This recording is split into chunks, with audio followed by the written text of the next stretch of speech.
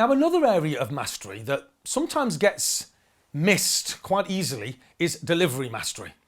You see, there's no point in bringing in new customers, which is what I'm going to talk to you next, if we keep losing the existing ones out the bottom.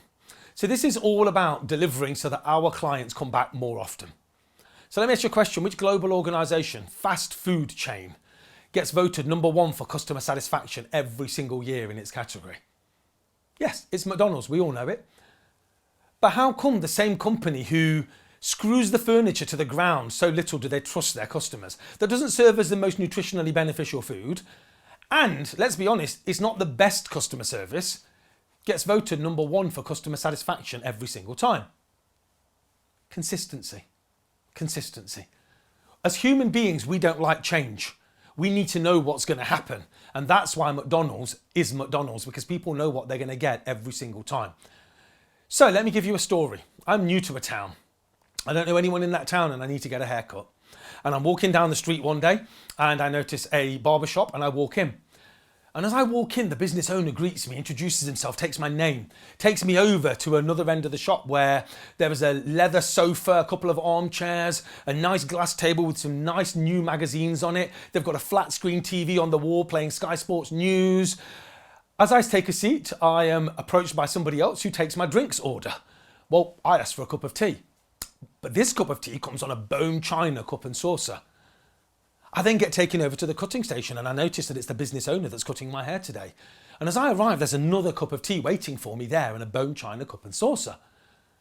Now the business owner washes my hair and talks to me about how washing it first helps cutting it and how using scissors is much more about his craft than using electric clippers. And I leave that establishment thinking, wow, what a great place.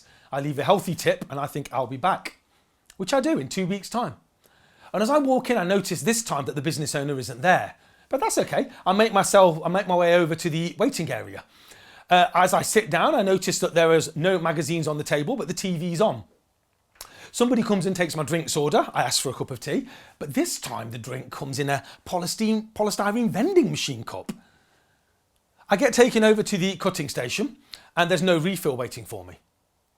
This time, the person washes my hair but uses electric clippers.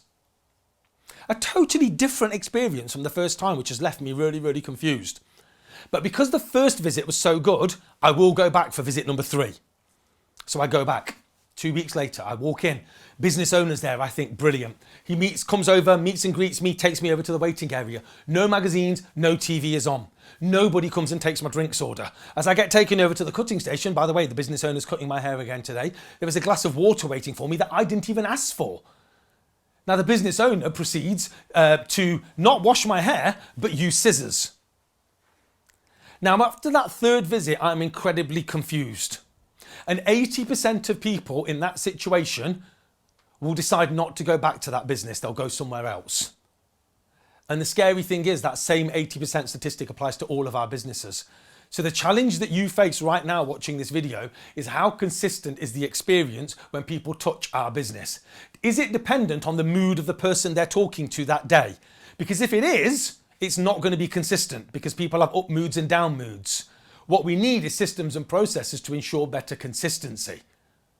Whether it's how we answer the phone, whether it's the type of emails that we send, whether it's the email templates that we can create, whether it's making sure that everybody uses the same font, size and colour when they're sending their emails, the auto signatures, whatever it may be, it's got to be the same. Now, I'm not saying that black Times New Roman font is better than pink Comic Sans with a kiss and a lol. I'm not asking for consistent excellence. I'm asking for consistency, because if people know what's going to happen, they'll come back. And another part of delivery mastery is ease of purchase. How easy are you to buy from? Do people have to fill in 6 forms and jump through 12 hoops in order to give you their money? Or have you made it simple? I mean, something as simple as having credit card, debit card facility for people to use removes one barrier. How simple have McDonald's made it to buy from? You can walk in, well, you don't even have to get out your car if you don't want to, but if you walk in, you can point at a picture and you can grunt. That's how simple they've made it. So how consistent is the experience that your customers have when interacting with your business?